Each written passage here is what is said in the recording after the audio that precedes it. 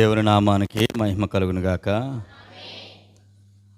దైవ సన్నిధికి విచ్చేసినటువంటి దేవుని బిడ్డలందరికీ ప్రభు పేరట వందనాలు తెలియచేస్తూ ఉన్నాను. ప్రియమైనటువంటి వారులారా, గడిచినటువంటి వారం అంతా మనల్ని కాశీ కాపాడి రెండవ ఆదివారంలో దేవుణ్ణి స్తుతించగలిగినటువంటి గొప్ప ధన్యతను బట్టి మహోన్నతుడైనటువంటి దేవునికి కృతజ్ఞతాస్తుతులు చెల్లిస్తూ ఉన్నాను. ఇటు ఆదివారము ఘనమైనటువంటి నామాన్ని, ఉన్నతమైనటువంటి నామాన్ని మనసారా మనం స్మరించే గొప్ప అద్భుతమైనటువంటి దినము. ఇటు ఆరాధన దినంలో చక్కగా సమయానికి మనం ఇచ్చేసి దేవుని యొక్క ఉన్నతమైనటువంటి ప్రభావాన్ని అనుభవించడానికి సిద్ధపడుతున్నటువంటి విధానం చాలా గొప్పది. ప్రియులారా, ఈరోజు కొన్ని మాటలు పరిశుద్ధ గ్రంథంలో మన కొరకు సిద్ధపరిచినటువంటి మాటలు మనం చక్కగా నేర్చుకుని ఆత్మీయంగా బలపరచబడడానికి సిద్ధపడదాము. ఆదివారం అయితేనో లేకపోతే వేరే కార్యక్రమాలు, బైబిల్ తరగతులు ఏదైనప్పటికీ మనమందరము దేవుని సన్నిధిలో దేవుని పిల్లలుగా భౌతికంగాను ఆత్మీయంగాను బలపరచబడాలనేటువంటి ఒక మంచి ఆలోచనతో ప్రభావితమైనటువంటి మాటల చేత మనం దేవుని సన్నిధిలో సిద్ధపాటు కలిగి ఉండటము నిజంగా చాలా గొప్ప సంగతి. అలానే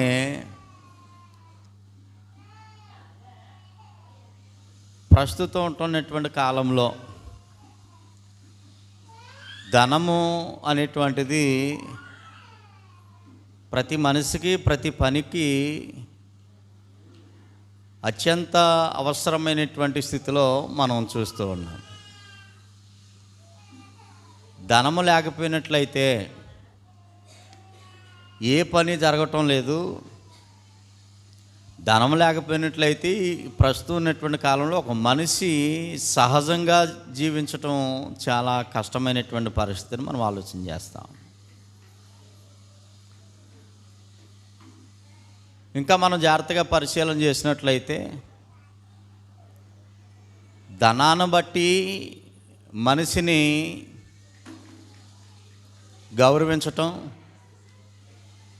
ధనాన్ని బట్టి ప్రతి కార్యము జరగటం, ధనమే మనిషి జీవితానికి అత్యంత విలువైనదిగా మారిపోయినటువంటి పరిస్థితులు మనం గమనిస్తూ ఉన్నాం. పూర్వకాలంలో ఈ ధనం అంత విచ్చలవిడిగా లేనటువంటి సమయాల్లో, సందర్భాలలో వస్తువు యొక్క మార్పుల ద్వారా వారి అవసరాలు తీర్చుకునేవాడు మనిషి. వారికి ఏదైతే కలిగి ఉన్నదో, కలిగి ఉన్న దానిని ఆ వస్తువునిచ్చి అవసరమైనటువంటి వస్తువును తెచ్చుకోవటం ద్వారా, అంటే వస్తువు యొక్క మార్పుల ద్వారా మనిషి యొక్క అవసరాలు పూర్వకాలంలో జరిగాయి, తీర్చబడాయి. కానీ నేటి కాలంలో ఆ విధానమంతా పోయి ధనమే ప్రధానము అనేటువంటి కోణంలో ముందుకు మనం కొనసాగుతున్నటువంటి పరిస్థితులు. ప్రభునందు ప్రియులారా, మన అందరిళ్లలోనూ టీవీలు ఉన్నాయి. అలాగే పేపర్ కూడా అందరికీ అందుబాటులో ఉంది. ఒకవేళ పేపర్ ఇవాళ న్యూస్ పేపర్ అయితే రేపు చదవాల్సి వస్తూ ఉంది. ఒక టీవీ అయితే కొంచెం లేటుగా వచ్చే అవకాశం ఉందేమో. కానీ ఈ సెల్ ఫోన్ ద్వారా, మీడియా ద్వారా, సోషల్ మీడియా ద్వారా ప్రతి విషయాన్ని అప్పటికప్పుడు వెంటనే అందరికీ తెలుస్తున్నటువంటి సందర్భం మనకు తెలుసు. అయితే విషయాలు మనం జాగ్రత్తగా ఆలోచన చేసినట్లయితే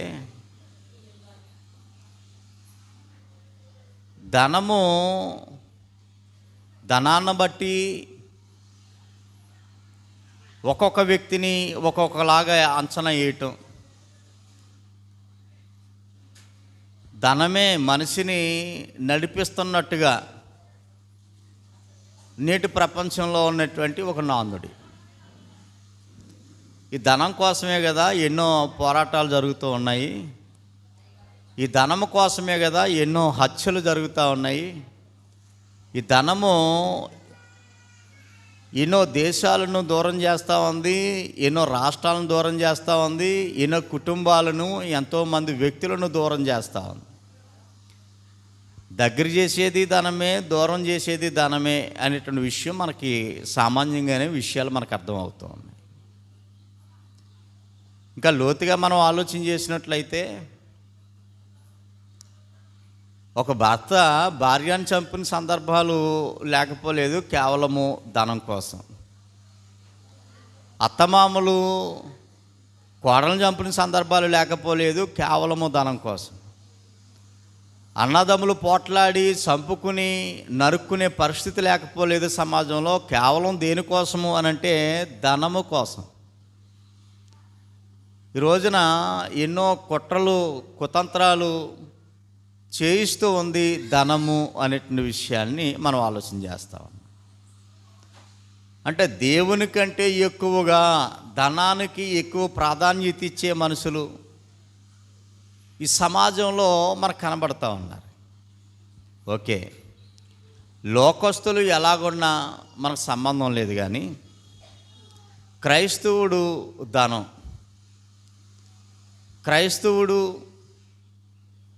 క్రైస్తవుడికి ఉన్నటువంటి ధనం,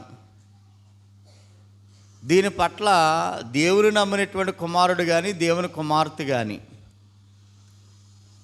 ఎట్లాగ వ్యవహరించాలి,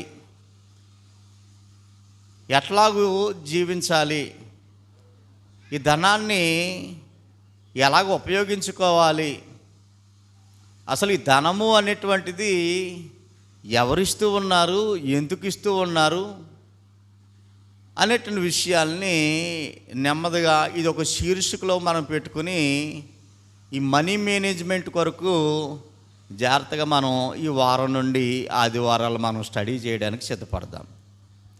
సహోదరులారా, ఒకవేళ మీరు ఎవరన్నా రాసుకునే అలవాటు ఉంటే క్రైస్తవుడు ధనము అనేటువంటి టైటిల్ పెట్టుకుని ఆ ఇందులో కొన్ని విషయాలు మనం నెమ్మదిగా నేర్చుకోవడానికి ప్రయత్నం చేద్దాం. క్రైస్తవుడు అని అంటే దేవుని నమ్మినవాడు, దేవుని రక్తంలో కడగబడినవాడు, దేవుడు శాశ్వతమైనటువంటి ఆశీర్వాదాలు అనుభవించడానికి సిద్ధపడుతున్నటువంటి వ్యక్తి, దేవుని కొరకు ప్రత్యేకంగా ఉండాలనుకునేటువంటి వారు క్రైస్తవులు కదా. క్రీస్తు యొక్క ఆ జీవితాన్ని అలవాటు చేసుకునేటువంటి వారు క్రైస్తవులు. ఈ క్రైస్తవులు కలిగి ఉన్నటువంటి ధనాన్ని పట్ల పరిపూర్ణమైనటువంటి అవగాహన ప్రతి దేవుని కుమారుడికి దేవుని కుమార్తెకి తెలిసి ఉండాలి. ధనము గురించి లోకానికి ఒక అభిప్రాయం ఉంది. లోకానికి ఉన్నటువంటి అభిప్రాయంతో మనకు పని లేదు, కానీ దేవుడు మనకి తెలియజేస్తున్నటువంటి విషయమే ధనం పట్ల మనం నేర్చుకోవలసినటువంటి విషయాలు ఏమై ఉన్నాయి అనేటువంటి విషయాన్ని నెమ్మదిగా మనం నేర్చుకోవడానికి ప్రయత్నం చేద్దాం. అందరూ వినడానికి సిద్ధంగా ఉన్నారా తల్లి? సహోదరులారా, అసలు ఈ ధనాన్ని ఎవరు ఇస్తూ ఉన్నారు ఫస్ట్ అది మనం ఆలోచన చేద్దాం. అసలు ఈ ధనము లేక డబ్బు అనేటువంటిది లేక ధనము అనేటువంటిది ఫస్ట్ ఎవరిస్తూ ఉన్నారు అనే విషయాన్ని మనకు అర్థమైతే, ఆ మూలం మనకు అర్థమైతే, అంటే చాలామంది తప్పుగా అర్థం చేసుకునే వాళ్ళు లేకపోలేదు. ధనం ఎవరిస్తూ ఉన్నారు అనే దానికి సరైనటువంటి అవగాహన లేకపోవటం వల్ల తప్పుగా అర్థం చేసుకుని తప్పుడు సమాధానాలు చెప్తూ ఉన్నారు ధనము ఎవరు ఇస్తూ ఉన్నారు అనేటువంటి ప్రశ్నకు. కానీ బైబిల్ గ్రంథం, దేవుని గ్రంథాన్ని మనం పరిశీలన చేయటం ద్వారా దేవుని పిల్లలకి ఈ ధనము అనేటువంటిది ఎవరిస్తూ ఉన్నారు అనేటువంటి విషయాన్ని మనం ఆలోచించేద్దాము. కొరింథీయులకు రాసినటువంటి 2వ పత్రిక 9వ అధ్యాయం అందరూ తెరిచి పెట్టుకోండి. 164 పేజీ నెంబర్లో కొరింథీయులకు రాసినటువంటి 2వ పత్రిక 9వ అధ్యాయంలో 8, 9, 10 వచనాలు మనం చదువుకోవడానికి సిద్ధపడదాము. మరియు అన్నిటి యందు ఎల్లప్పుడూను, ఆ మాట ప్రతి మాటను మనం జాగ్రత్తగా పరిశీలన చేద్దాము, జాగ్రత్తగా విని నేర్చుకోవడానికి సిద్ధపడదాం. అన్నిటి యందును, కొన్నిటి యందు కాదు, అన్నిటి యందును ఎల్లప్పుడును, కొంతకాలము కాదు, ఎల్లప్పుడును మీలో మీరు సర్వ సమృద్ధి గలవారై. ఇక్కడ 3 విషయాలు మనకు అర్థమవుతూ ఉన్నాయి. 8వ వచనంలో 3 విషయాలు, అంటే మనం చదువుకునేటువంటి ఆ భాగం వరకు 3 విషయాలు మనం అర్థమవుతాము. ఒకటి అన్నిటి యందు, రెండోది ఎల్లప్పుడూ, మూడోది సర్వ సమృద్ధి గలవారుగా ఉండటం. మీలో మీరు అంటే మనలో మనము సర్వ సమృద్ధి, సక సమృద్ధి కాదు, సర్వ సమృద్ధి గలవారుగా ఉంటాం. ఈ విషయాలను ఓ మహా అద్భుతమైనటువంటి సర్వాధిపత్యము కలిగినటువంటి దేవుడు ఆలోచన చేస్తూ ఉన్నాడు. గనుడైనటువంటి దేవుడు ఆలోచన చేస్తూ ఉన్నాడు. తన కోసం తను చెప్పుకుంటలేదు ఈ మాటలు. దేవుడు ఎవరి కోసం చెప్తున్నాడు అని అంటే తన పిల్లల కొరకు చెప్తూ ఉన్నాడు. దేవుని పిల్లలు క్రీస్తు రక్తములో కడగబడినటువంటి వారు, సంఘములో చేర్చబడినటువంటి వారు, వారు దేవుని పిల్లలు. ఈ దేవుని పిల్లలు అన్నిటిలోనూ, అలానే ఎల్లప్పుడూను వారు ఎలాగుండాలి అనే దేవుడు ఆలోచన, సర్వ సమృద్ధి గలవారుగా ఉండాలి అనేటువంటిది దేవుడి కోరిక. నా పిల్లలు అన్నిటి యందును ఎల్లప్పుడూను, దేవుని పిల్లలు అన్నిటి యందును ఎల్లప్పుడూను సర్వ సమృద్ధి గలవారుగా ఉండాలని దేవుడు ఆలోచన. అందుకే ఆయన ఏం చేస్తూ ఉన్నాడని అంటే, ఉత్తమమైన ప్రతి కార్యము చేయుటకు దేవుడు మన ఎడల సమస్త విధములైన కృపను విస్తరిస్తూ ఉన్నాడు. కృపను విస్తరిస్తూ ఉన్నాడు, సమస్త విధములైన కృపను విస్తరిస్తూ ఉన్నాడు అనేటువంటి విషయం మనకు అర్థమవుతుంది. కృప అంటే మనకు తెలుసు కదా, అర్హత లేకపోయినా, యోగ్యత లేకపోయినా మనం పొందుకునే దానిని కృప. ఈ కృప ద్వారా మన అవసరాలు తీర్చబడటం మాత్రమే కాకుండా, దేవుని కృప ద్వారా మనం నిత్యము సమృద్ధిగా ఉండే గొప్ప అద్భుతమైనటువంటి అవకాశము ఉన్నది. దేవుని యొక్క కృప వలన నిత్యము ఎల్లప్పుడూను, ఎల్లప్పుడూను అన్నిటి యందును అభివృద్ధి పొందటం మాత్రమేగా ఉత్తమమైనటువంటి ప్రతి కార్యము చేయడానికి మహాదేవుడు సమస్త విధములైనటువంటి కృపను విస్తరిస్తూ ఉన్నాడు. అందుకే దేవుడు అంటా ఉన్నాడు, పాత నిబంధనలో ఒక ప్రవచనాన్ని లేవనెత్తూ ఉన్నాడు. అతడు అంటే దేవుడు ఏం చేస్తున్నాడట, వెదజల్లి దరిద్రులకు ఇచ్చాను. దరిద్రులు అంటే ఈ లోకంలో ఏమీ లేనటువంటి వారు, దేవుని మీద ఆధారపడినటువంటి వారు, దేవుణ్ణి కలిగినటువంటి వారు అనేటువంటి అర్థం వస్తూ ఉంది కేవలము ఆ వాక్య భాగంలో, ఆ ప్రవచన వాక్య భాగంలో. వేరే అర్థం ఉంది కానీ ఇక్కడ రాయబడినటువంటి ఈ సందర్భంలో ఏమీ లేనటువంటి వారు, దేవుడి మీదే ఆధారపడినటువంటి వారు,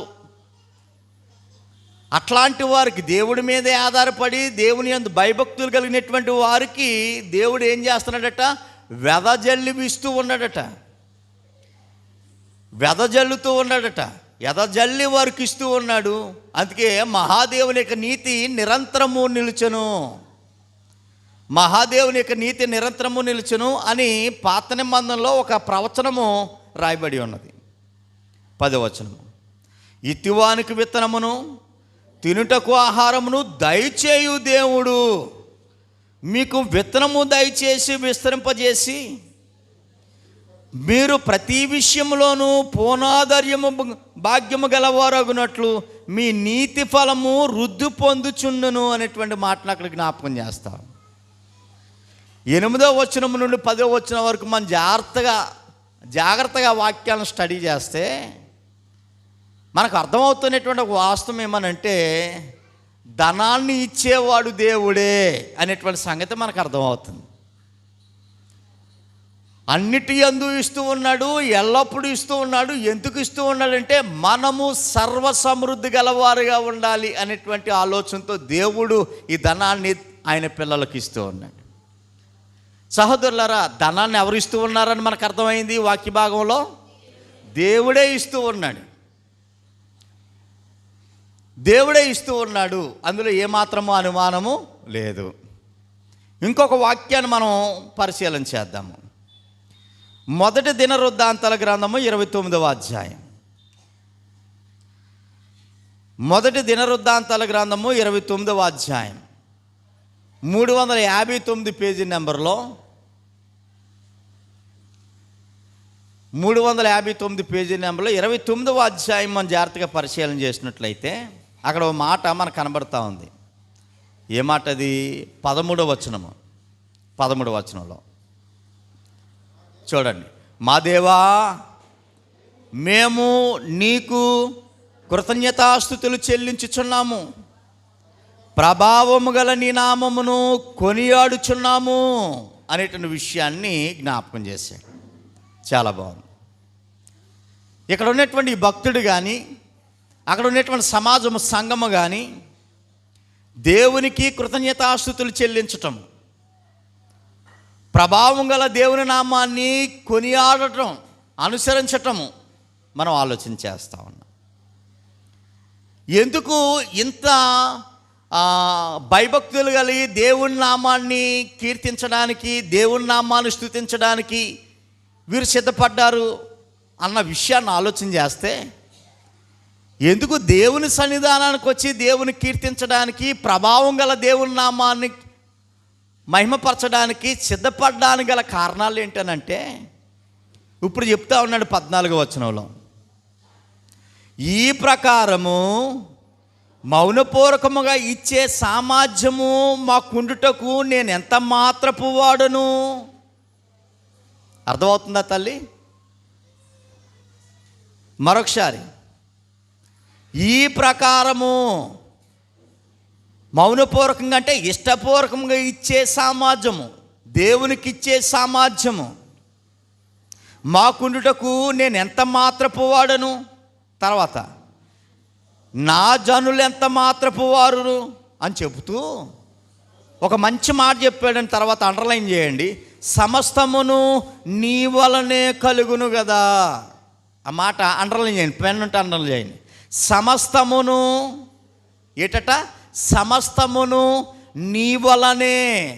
నీ వలన అంటే ఎవరి వలన? దేవుని వలనే కలుగును కదా. నిజమేనా ఈ మాట? ఎవరికన్నా అనుమానం ఉందా? నిజమే. సమస్తమును అంటే ఈ రోజున నేను ఒక సైకిల్ కలిగి ఉన్నానంటే అది దేవుని దయ వలన. నేను ఈ రోజున ఒక బండి కలిగి ఉన్నానంటే అది దేవుని దయ వలన. ఈరోజు నేను ఒక కారుని కలిగి ఉన్నానంటే అది దేవుని దయ వలన. ఒక ఇల్లు కలిగి ఉన్నానంటే దేవుని దయే, దేవుని దయచేస్తే వచ్చిందే.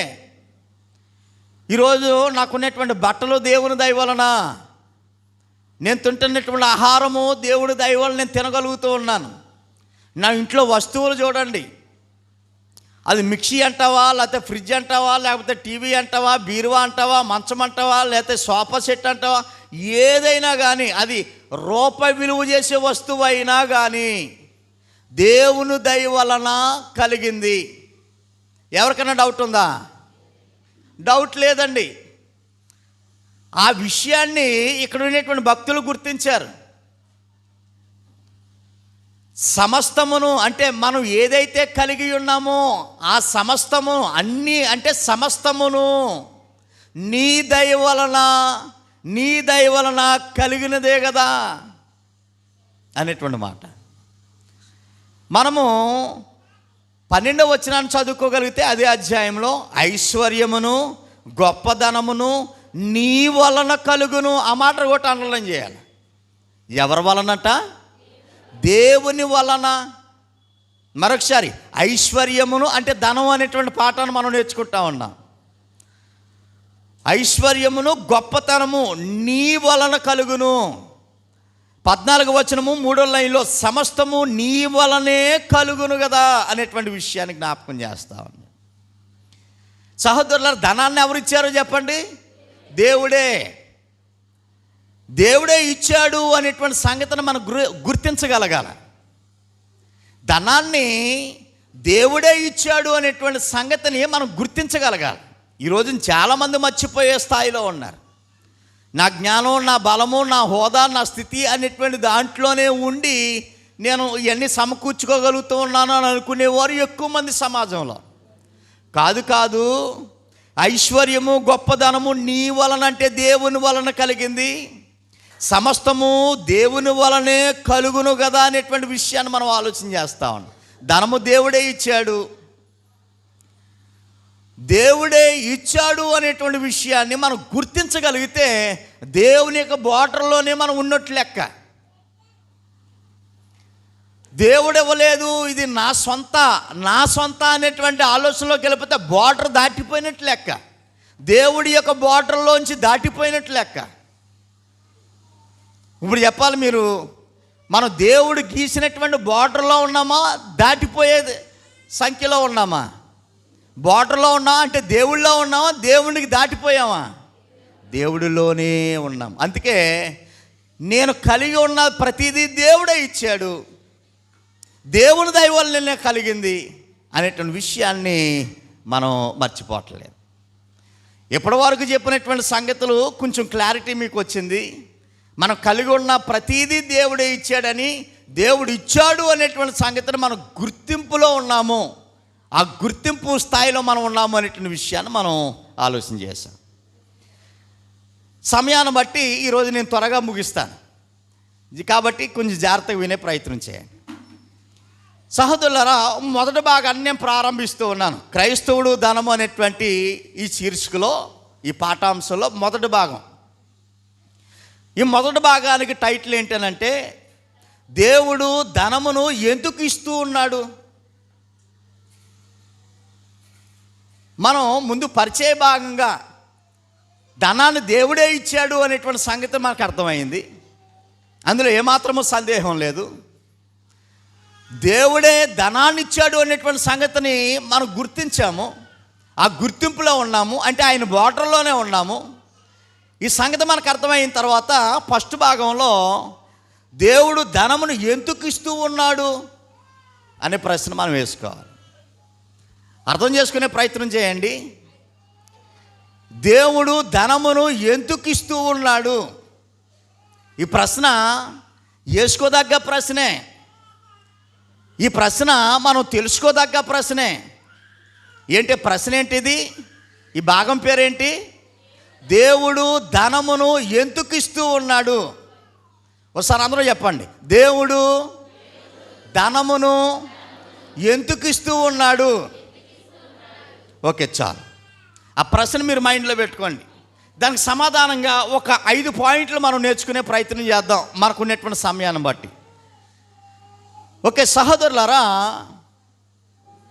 ఇదే ప్రశ్న లోకస్తులను అడిగితే, దేవుడు ధనమును ఎందుకు ఇస్తూ ఉన్నాడు అనే ప్రశ్న లోకస్తులను అడిగితే లోకం నుండి వచ్చే సమాధానం ఏమనంటే, తినడానికండి. దేవుడు ధనాన్ని ఎందుకు ఇస్తూ ఉన్నాడు? తినడానికి. లోకస్తులు ఇచ్చే సమాధానం ఇది. దేవుడు ధనాన్ని ఎందుకు ఇస్తూ ఉన్నాడు?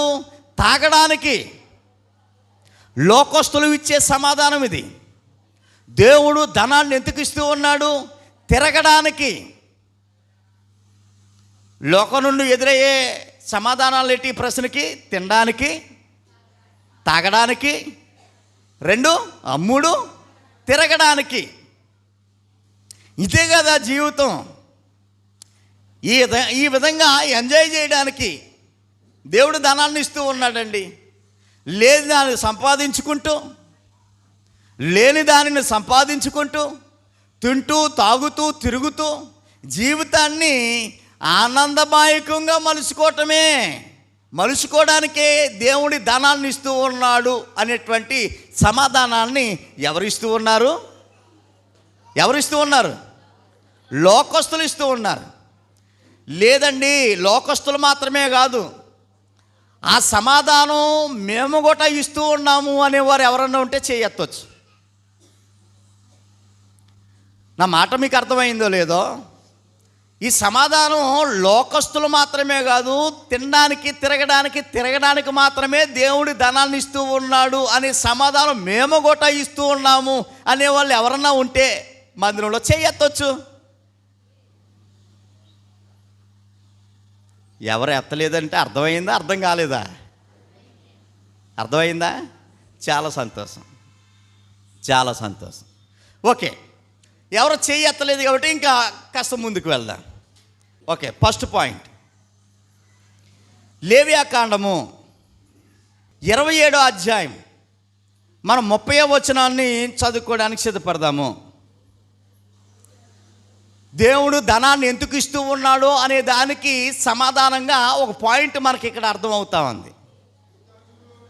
భూధాన్యాల్లోనేమి, వృక్ష ఫలాల్లోనేమి, భూఫలములన్నిటిలో 10వ భాగము యెహోవా సొమ్ము,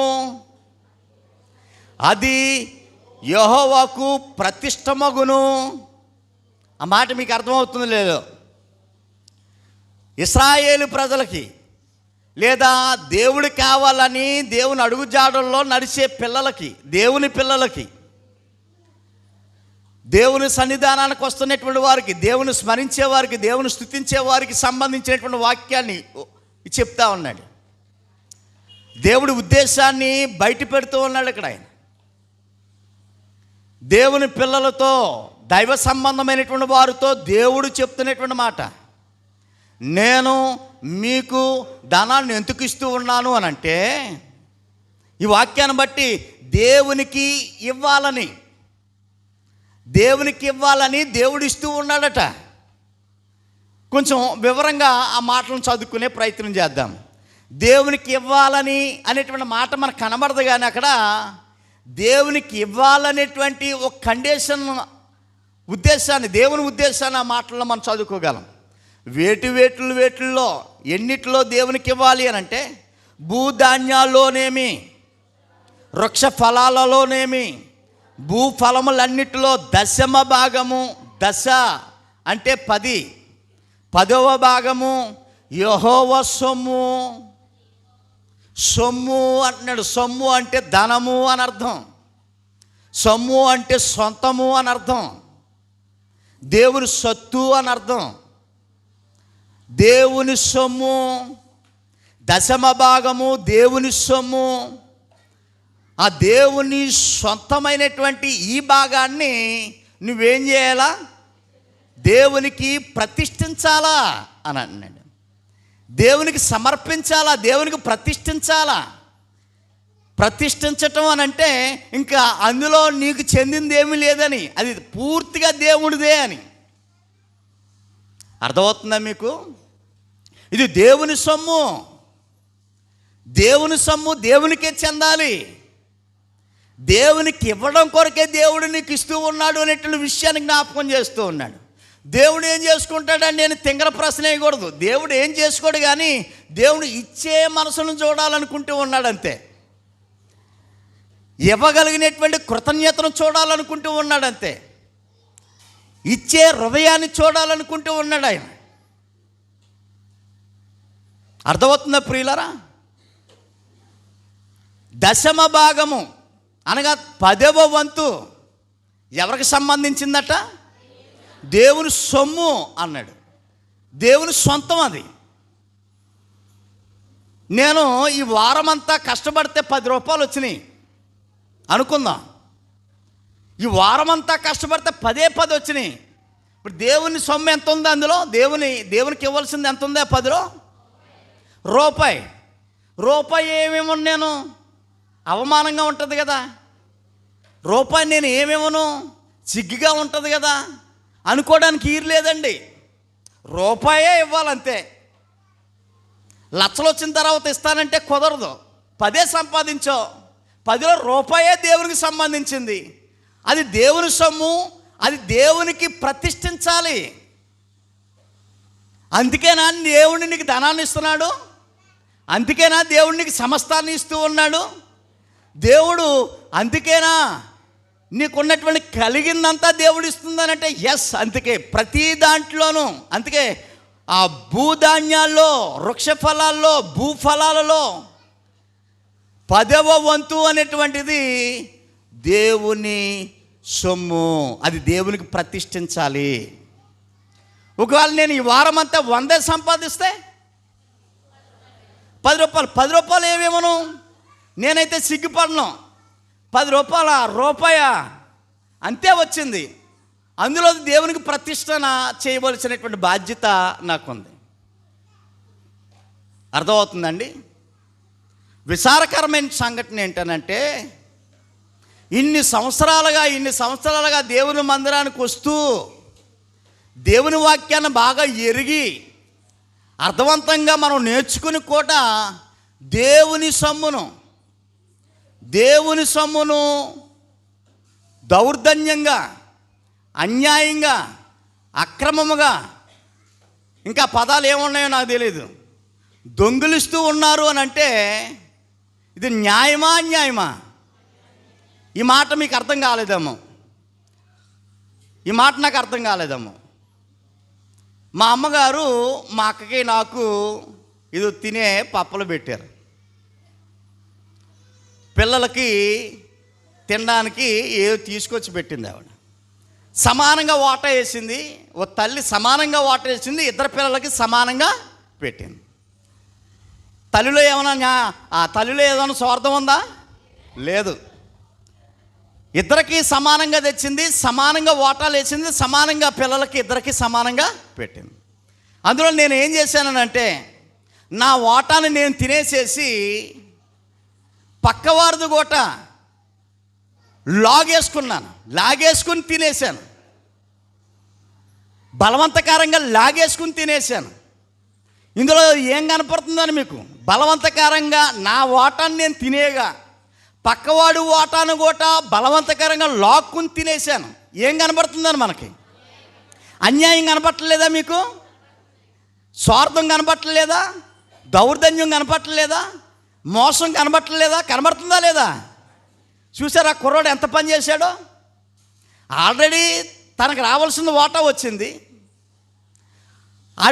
వాడు తినగా పక్కవాడు వాటా కూడా మోసం చేసి, అన్యాయం చేసి, దొంగతనం చేసి, చాలా దౌర్జన్యంగా, చాలా కిరాతంగా వాడి దగ్గర నుండి దొంగతనం చేసి ఆక్రమించుకుని తిన్నాడు అని అంటే ఎంత భయంకరమైన మోసం జరిగిందో చూడండి. దీన్ని ఏమంటారండి? దొంగతనము, అన్యాయం అని అంటారు. ఈ చిన్నపాటి ఉదాహరణ మనకు అర్థమైతే నేటు క్రైస్తవ సమాజంలో కూడా, మేము దేవుణ్ణి నమ్ముకున్నాము అనేటువంటి వారిలో కూడా, మేము దేవుని మీద ఆధారపడ్డాము అనే వారిలో కూడా ఇదే అన్యాయం జరుగుతూ ఉంది. అదేంటండి, మేమెక్కడ అన్యాయం చేసాం, మేమెక్కడ దొంగతనం చేసాం, మేమెక్కడ మోసం చేసాం అని అనొచ్చు. ఈడైతే ఈ కుర్రోడు మరొక కుర్రోడు దగ్గర దొంగతనం మాత్రమే చేస్తున్నాడు. నువ్వు ఏకంగా దేనికి పెట్టావు టెంటరు?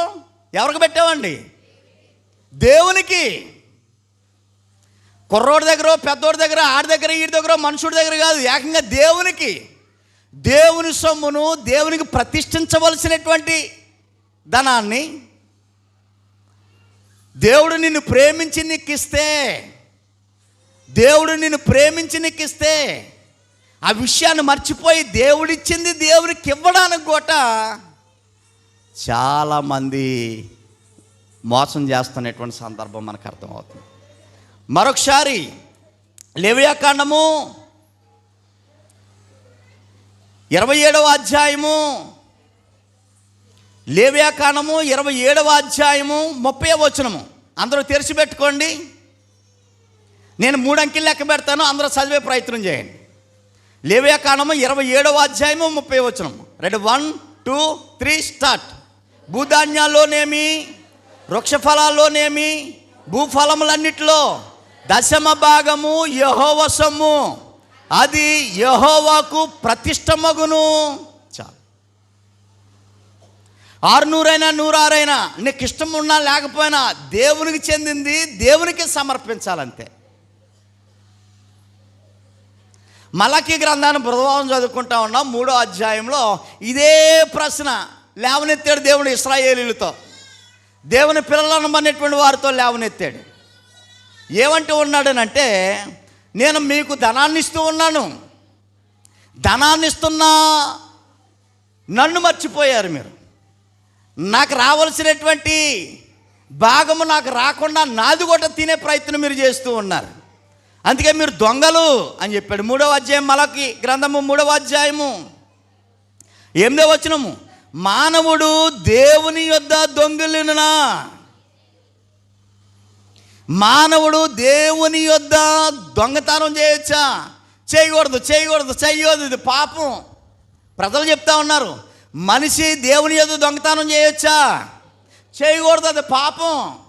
అందరూ నోటి మీద వేసుకున్నది పాపం, పాపం. దేవుని దగ్గర దొంగతనం చేయకూడదు, అది పాపం అని చెప్తున్నారు.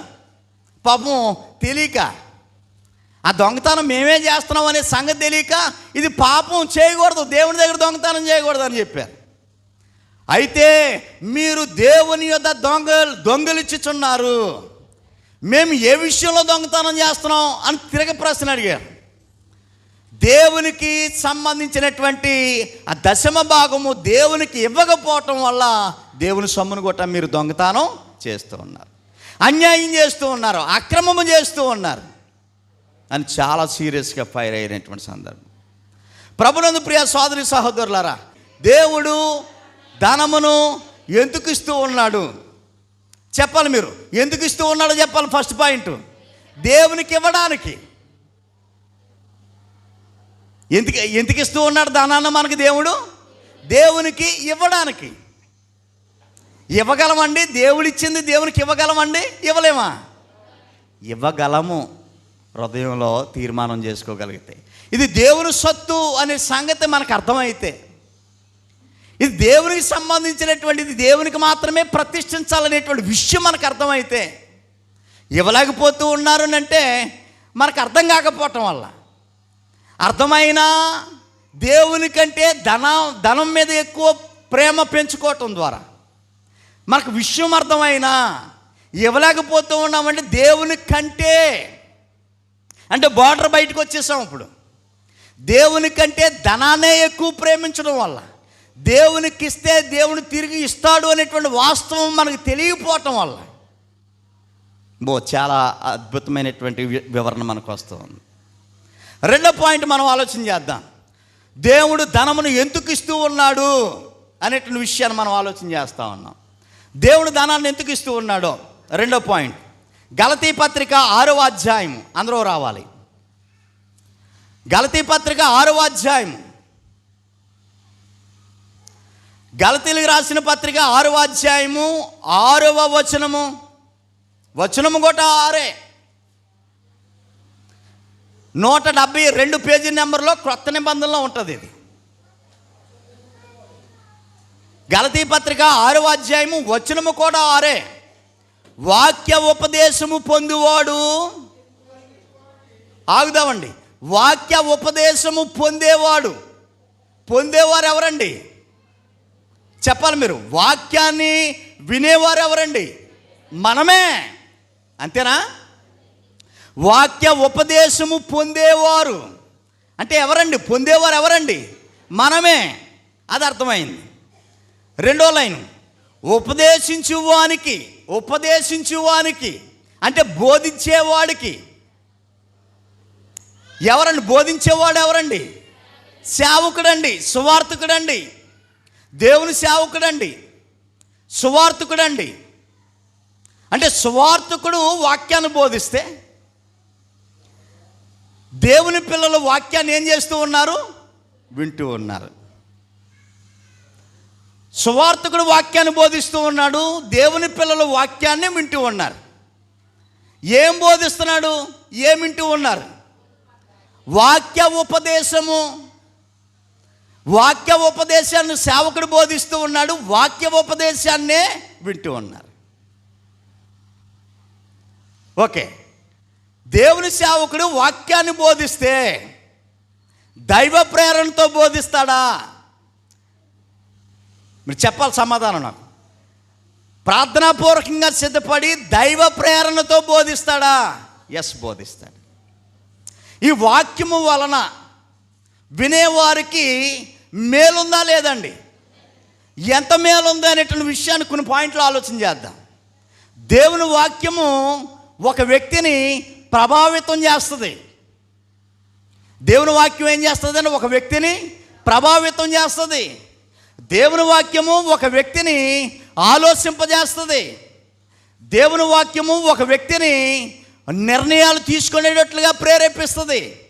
దేవుని వాక్యము ఒక వ్యక్తిని నవ్విస్తుంది. దేవుని వాక్యము ఒక వ్యక్తిని ఏడిపిస్తుంది, అంటే భావోత్ప్రాణానికి పొందే ఆ భావప్రాప్తి కలిగిస్తుంది. దేవుని వాక్యము ఒక వ్యక్తిని దేవుని కుమారుడిగా, దేవుని కుమార్తెగా బ్రతకడానికి కావలసినటువంటి కొత్త నిర్ణయాలు తీసుకునేలా చేస్తుంది. దేవుని వాక్యము ఒక వ్యక్తిని దైవాశీర్వాదాలు పొందుకునేటట్లుగా చేస్తుంది. దేవుని వాక్యము ఒక వ్యక్తిని చీకటిని విడిచిపెట్టేలాగా చేస్తుంది. దేవుని వాక్యము ఒక వ్యక్తిని దేవునికి మరింత దగ్గర చేస్తుంది.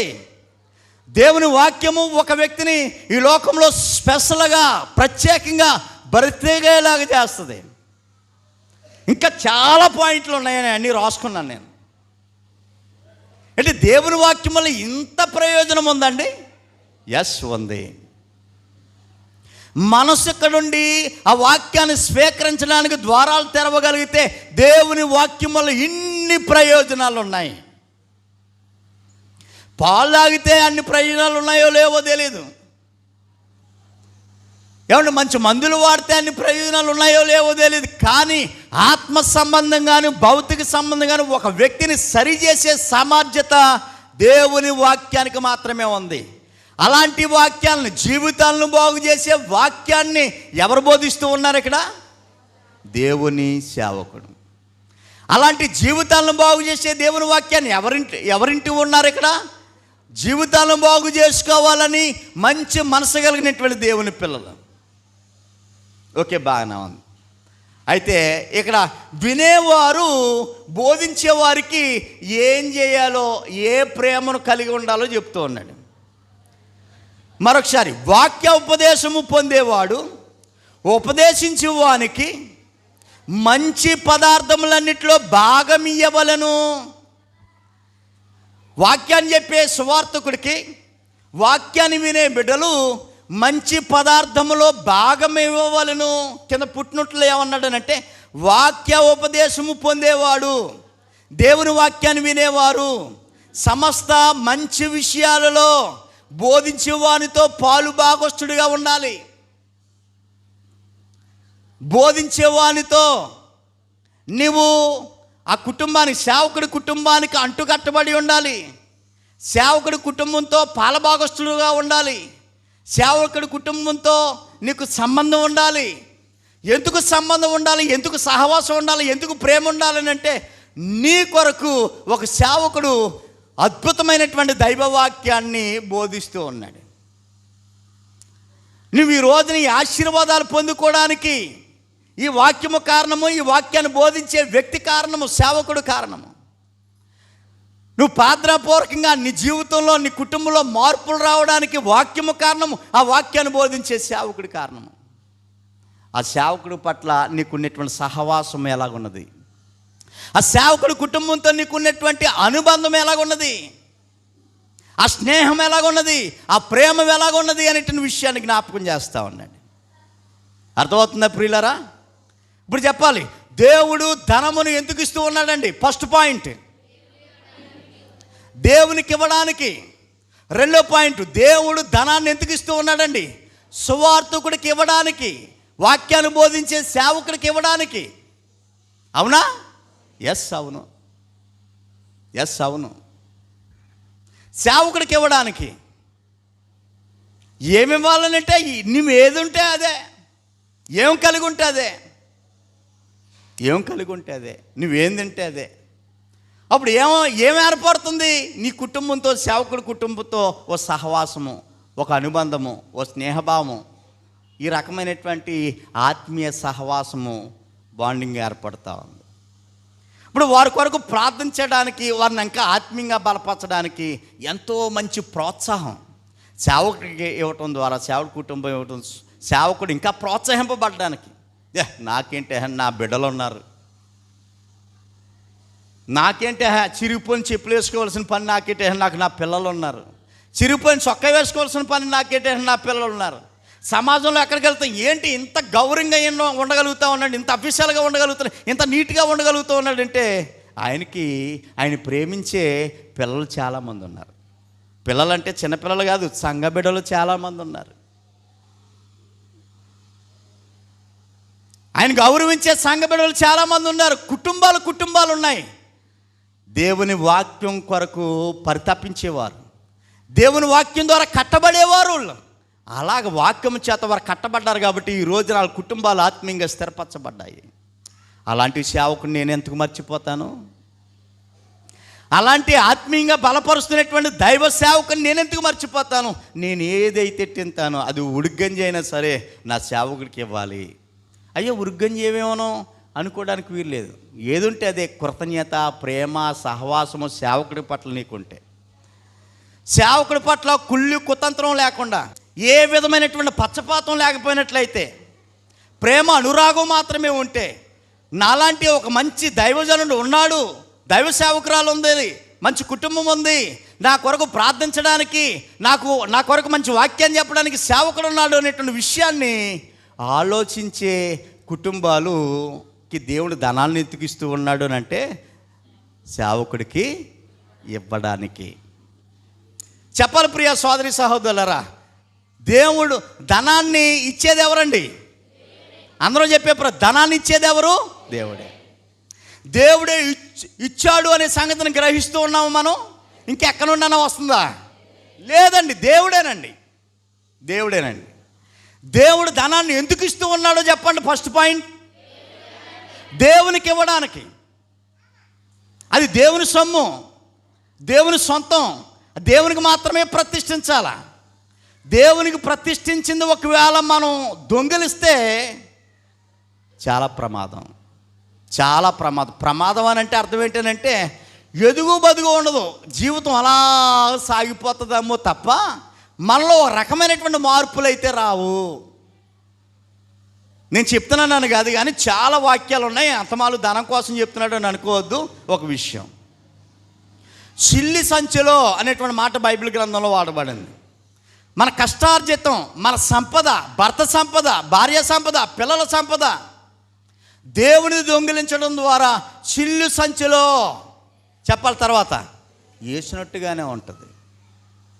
దాన్ని అనుభవించలేము, దేవుని ఆశీర్వాదాన్ని అనుభవించలేము, మన కష్టార్జితాన్ని మనం అనుభవించలేము. ఎందుకు అనుభవించలేము అంటే ఆల్రెడీ ఎక్కడో పడిపోయింది. అది వేసింది చిల్లు సంచిలో వేసాం కాబట్టి. ఇది అర్థం కావట్లేదు పాపం, ఇది అర్థం కావట్లేదు. దేవుడే ఇచ్చాడు కనుక దేవునికి ఇవ్వాలి. రెండో పాయింట్ ఏంటి? దేవుడు ధనాన్ని ఎందుకు ఇచ్చాడు? వాక్యాన్ని బోధించే సేవకుడికి, ప్రతి విశ్వాసి సేవకుడికి ఇవ్వాలి. మంచి మాటలు వినేటువంటి మీకు ప్రభు నామంలో వందనాలు. ఇదే పాఠాన్ని వచ్చే వారం నేను కంటిన్యూ చేస్తాను.